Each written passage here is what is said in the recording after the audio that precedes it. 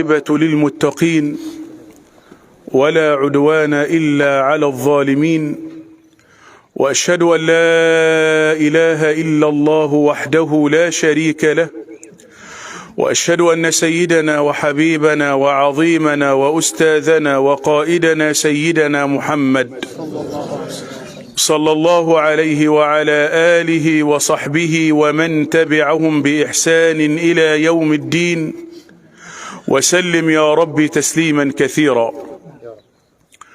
أيها الإخوة الأحباب،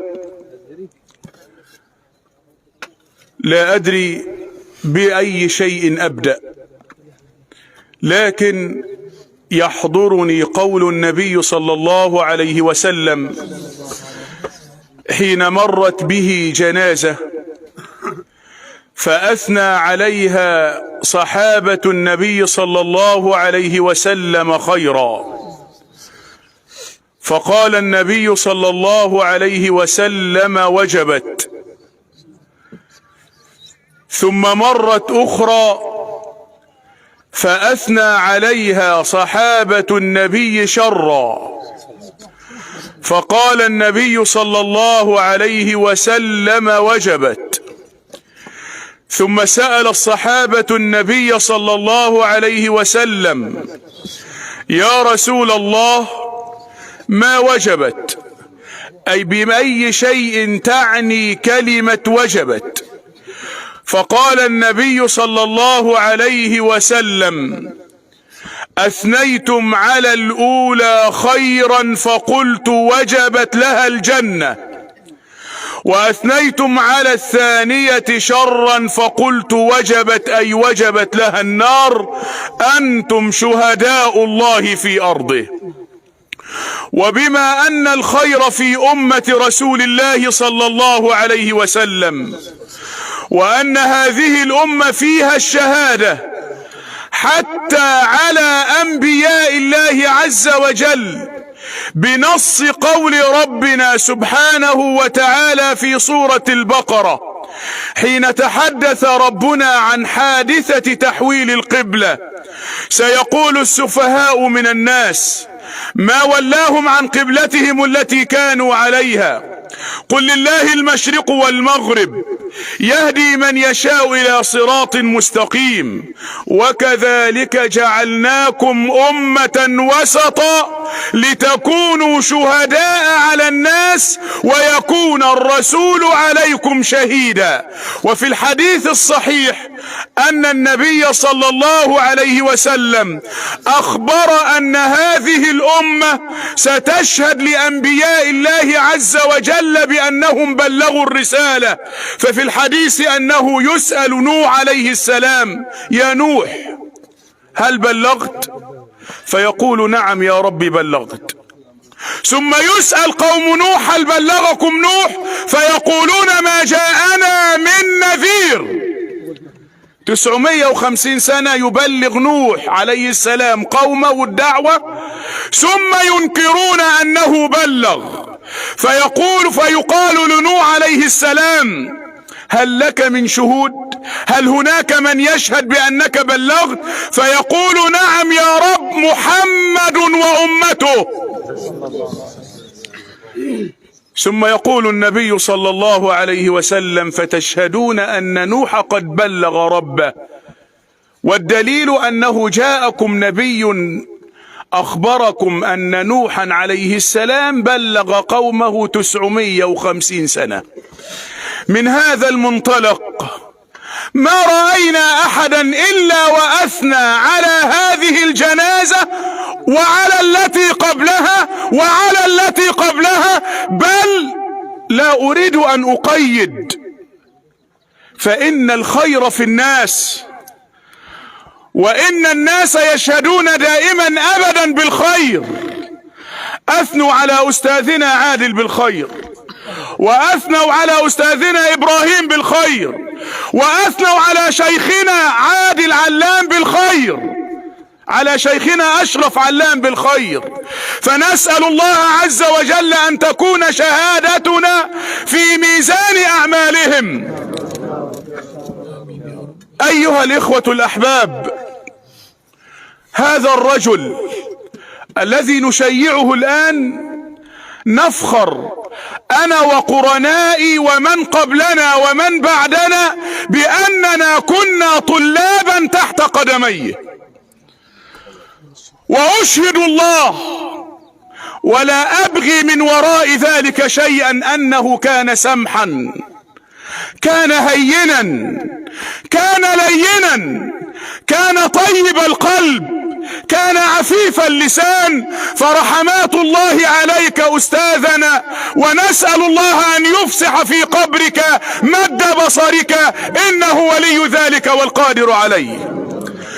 أيها الإخوة الأحباب، أيها المشيع الكريم، ليكن لك من وقفتك في هذا الحر الشديد أكبر دافع على الإقبال على الله عز وجل. انظر إلى نفسك الآن وإلى ارتفاع الشمس، فبينك وبينها الآن 93 مليون ميل. بيننا الآن وبين الشمس 93 مليون ميل، وقد تصببنا في عرقنا، ولا يستطيع أحدنا أن يقف في مثل هذا الموقف الآن. فما ظنكم حين تقترب الشمس من الرؤوس قدر ميل واحد كما أخبر النبي محمد؟ تدنى الشمس من رؤوس العباد فيكون الناس في عرقهم على قدر أعمالهم، لأن الحساب يوم القيامة ليس بالنسب ولا بالحسب ولا بالجاه ولا بالسلطان ولا بالكراسي، أبدا أبدا. أين من دوخوا الدنيا بسطوتهم وذكرهم في الورى ظلم وطغيان؟ هل أبقى الموت لذي عز عزته، أو هل نجا منه بالسلطان إنسان؟ لا، والذي خلق الأكوان من عدم، الكل يفنى فلا إنس ولا جان. انظر لنفسك حبيبي، حين تدنو الشمس من رؤوس العباد فتحمر الرؤوس، ويكون الناس في عرقهم على قدر أعمالهم. فمنا من يصل العرق إلى كعبيه، العظمتان البارزتان من الساق، ومنا من يصل العرق إلى ركبتيه، ومنا من يصل العرق إلى حقويه، ومنا من يصل العرق إلى كتفيه، ومنا من يلجمه العرق إلجاما لا يستطيع أن يتنفس. كل بقدر عمله، كل على حسب عمله. كذلك المرور على الصراط، نمر من فوق الصراط المضروب على ظهر جهنم على قدر أعمالنا أيضا. الناس متفاوتون، كما قال سيدنا عبد الله بن مسعود رضي الله تعالى عنه وارضاه: فمنا من يمر كالبرق، نسأل الله أن نكون وراحلنا منهم، ومنا من يمر كالطير، ومنا من يمر كأجاويد الخيل والركاب، ومنا من يمشي مرة فيكبو مرة فتلفحه النار، ومنا من تأخذه الخطاطيف والكلاليب فتهوي به في نار جهنم. نسأل الله أن يقينا حرها يوم القيامة. أيها المشيع الكريم، اعمل لمثل هذه اللحظة، فما من نفس منفوسة ولا من نفس مخلوقة حتى الموت إلا وقد كتب الله عز وجل عليه الموت. قال ربنا في سورة الملك، هذه الصورة التي لها مكانة عظيمة: جاء في فضلها وإن كان الحديث ضعيفا إلا أنه يعمل به في فضائل الأعمال، أنها تقي المؤمن من عذاب القبر. قال عنها رسول الله صلى الله عليه وسلم ذلك: سورة في كتاب ربكم 30 آية تسمى بالواقية والمنجية، سورة الملك. بماذا بدأها ربنا عز وجل؟ بأي شيء بدأ ربنا عز وجل سورة الملك؟ بدأ بتنزيه نفسه سبحانه وتعالى، بدأ بالثناء على نفسه جل جلاله، فقال: تبارك الذي بيده الملك وهو على كل شيء قدير. ثم ذكر صفاته سبحانه وتعالى فقال: الذي خلق الموت والحياة ليبلوكم أيكم أحسن عملا وهو العزيز الغفور. قال الفضيل: أحسن عملا أي أخلصه وأصوبه، فلا يكون العمل خالصا وحسنا إلا إذا كان خالصا لله عز وجل وعلى سنة رسوله صلى الله عليه وسلم.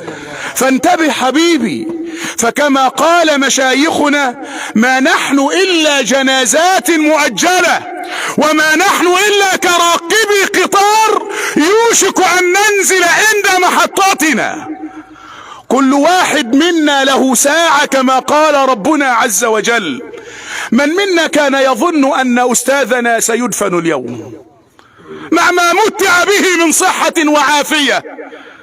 من منا يظن أن الذي مات آنفا سيدفن بعد قليل مع ما أوتي من صحة وعافية؟ نسأل الله أن يبارك في أعماركم وفي صحتكم، لكنه كما قال ربنا عز وجل: فإذا جاء أجلهم لا يستأخرون ساعة ولا يستقدمون. ما هو مطلوب منك حبيبي؟ أن تستعد لمثل هذه اللحظة، فهنا بداية النهاية، هنا البداية لنهاية الدنيا. هنا وقف عثمان الحيي الذي كانت تستحيي منه ملائكة الرحمن رضي الله تعالى عن عثمان، الذي بشره النبي بالجنة، الذي جهز جيش العسرة، والذي اشترى بئر رومة ليشرب منه المؤمنون. وقف عثمان الذي حط رحاله في الجنة، أي أنه ارتاح من عناء الدنيا. لما سئل الإمام أحمد رحمه الله تعالى: يا إمام، متى الراحة؟ متى سنرتاح من عناء الدنيا؟ وقتها نرتاح. قال: حينما تحط أول قدميك في الجنة الراحة تبدأ. إنما اللي قبل كده كما قال ربنا في سورة البلد: لقد خلقنا الإنسان في كبد، في تعب، في مشقة. انظر إلى طعامك، هذا الطعام الذي مر بمراحل كثيرة حتى تتمتع به 30 ثانية. بقاء لذة الطعام في فم الإنسان يبقى 30 ثانية، وقبل كده بقي ساعات يجهز لهذا الطعام. ثم إلى ماذا هذا الطعام؟ ثم إلى ماذا؟ ثم إلى ما تعلمون، إلى ما تعلمون.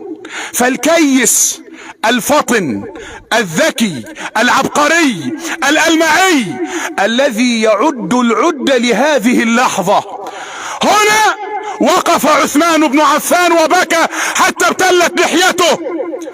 فلما قيل له: يا أمير المؤمنين عثمان رضي الله تعالى عن عثمان، صاحب أول أسطول حربي في الإسلام، بحري في الإسلام، أتذكر الجنة والنار ولا تبكي؟ وتذكر القبر وتبكي؟ فما كان من عثمان الذي تربى على يدي النبي محمد صلى الله عليه وسلم إلا أنه قال إن القبر، وكلنا يحفظ هذه المقولة، كلنا يحفظها، لكن ما ترجمناها على أرض الواقع. كلنا ما ترجمناها على أرض الواقع. من منا بات ليلة وتذكر القبر؟ من منا بات ليلة وتذكر القبر فقضى ديونه؟ من منا نام وتذكر القبر فأصلح جيرانه؟ من منا نام وتذكر القبر فأدى ما عليه لله عز وجل؟ أخذتنا الدنيا وشغلتنا الدنيا، كما قال ربنا عز وجل: ألهاكم التكاثر، الأولاد والأموال والأزواج. إلى ماذا يا رب؟ إلى ماذا؟ حتى زرتم المقابر. ثم يأتي الوعيد والزجر من رب العزة: كلا ستعلمون. هنا تنصب لجنة امتحان مراقبيها منكر ونكير، وأسئلتها معلومة محدودة، ومع ذلك لا يجاوب عنها إلا من ترجمها في الدنيا، كما قال أئمتنا وسلفنا الصالح: إن لله صراط في الدنيا وصراط في الآخرة، فمن سار على صراط الله في الدنيا سار على صراطه في الآخرة. وقف عثمان وبكى فقال: إن القبر أول منزل من منازل الآخرة، فإن نجا منه العبد فما بعده أيسر. نسأل الله أن ينجي راحلنا وأموات المسلمين. أيها المشيع الكريم، انتبه انتبه، فإنك ستموت، والله ستموت، ورب الكعبة ستموت. أقسم بالله، لأن الناظر في حياتنا نحن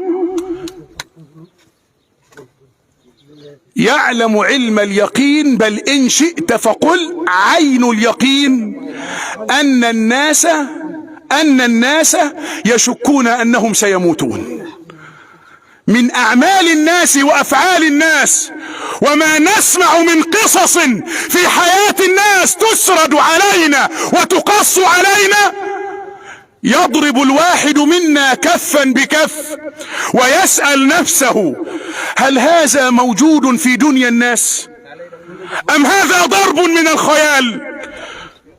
فلا بد حبيبي أن تستعد، لا بد أن تستعد، ولا بد أن تتزود، كما قال ربك عز وجل في سورة البقرة حين قال سبحانه وتعالى: وتزودوا فإن خير الزاد التقوى التي أمرنا ربنا عز وجل بها في النساء حين خاطب الذين يخشون على أبنائهم من الضياع من بعدهم، فقال سبحانه: وليخشى الذين لو تركوا من خلفهم ذرية ضعافا خافوا عليهم ماذا نصنع يا رب فليتقوا الله وليقولوا قولا سديدا.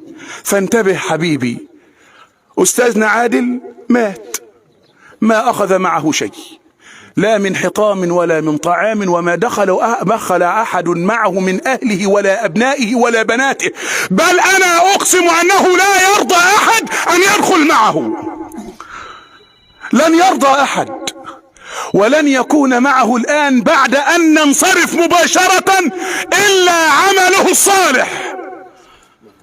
فإن النبي محمد صلى الله عليه وسلم أخبرنا بذلك: 3 يتبعون الميت: أهله وماله وعمله. ماله لا يتخطى عتبة داره، وأهله يشيعونه إلى قبره، بل إننا لو نظرنا الآن في هذه الوجوه لرأينا من هو من أهله يهل عليه التراب الآن، ولا يبقى معه إلا ما قدم، إلا العمل. لذا حبيبي قدم لنفسك، لن يصنع أحد بعدك لك شيئا، تأكد من ذلك. وإن صنع لك شيء فنسأل الله عز وجل أن يكون فيها الإخلاص. قال النبي محمد صلى الله عليه وسلم كما في صحيح مسلم، قال رسول الله: إذا مات الإنسان انقطع عمله إلا من ثلاث: صدقة جارية، أو علم ينتفع به وقد كان معلما رحمة الله عليه، أو ولد صالح يدعو له، والولد يشمل الذكر والأنثى. وعزاؤنا فيه كما قال شيخنا في المسجد أن النبي صلى الله عليه وسلم، ولا نزكي على الله أحد، من كان له جاريتان بنتان فأدبهن وأحسن إليهن وزوجهن وعلمهن كن له وقاية من النار يوم القيامة. وهو بفضل الله ليس له 2 ولا 3 ولا 4، بل له 5. فنسأل الله عز وجل أن يكون هذا الحديث من نصيبه. وكما أخبر شيخنا حديث النبي أيضا السيدة عائشة أنها قسمت التمرة شقين نصفين وأعطت كل نصف لكل بنت، فلما أخبرت السيدة عائشة رسول الله بذلك قال رسول الله: وجبت لها الجنة. فالله الله في البنات، والله الله في الآباء، والله الله في الأمهات. ونسأل الله عز وجل أن يكون عملنا هذا خالصا لوجهه، إنه ولي ذلك والقادر عليه، وأن يجعل علمه في ميزان حسناته، وأن يتقبلنا شفعاء له، إنه ولي ذلك والقادر عليه. إخوة الإيمان والإسلام، أخبر النبي صلى الله عليه وسلم أنه إذا دفن الميت وفرغ من دفن الميت قامت قيامته، فيجمع النبي أصحابه ويقول لهم: استغفروا لأخيكم فإنه الآن يسأل وإنه ليسمع قرع نعالهم. فبعد أن ننصرف من هنا مباشرة يسأل أستاذنا ويسأل الراحل الكريم 3 أسئلة: من ربك؟ من نبيك؟ ما دينك؟ فنحن شفعاء له، فأخلصوا في الدعاء له. اللهم إنه نزل بك وأنت خير منزول به، فأكرم نزله ووسع مدخله يا رب العالمين. اللهم أفسح له في قبره مد بصره، اللهم أفسح له في قبره مد بصره، اللهم أفسح له في قبره مد بصره.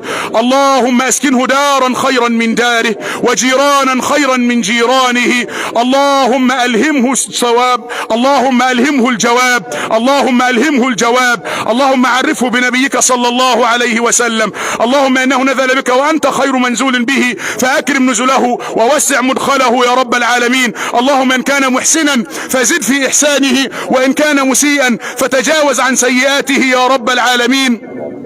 اللهم اغفر لآبائنا وأمهاتنا ومشايخنا ومن له فضل علينا يا رب العالمين. اغفر لذكرنا وأنثانا وحينا وميتنا وشاهدنا وغائبنا وكبيرنا وصغيرنا، أنت ولي ذلك والقادر عليه. واغفر لأموات المسلمين، أنت ولي ذلك والقادر عليه. وصلى الله وسلم على سيدنا محمد، والسلام عليكم ورحمة الله وبركاته.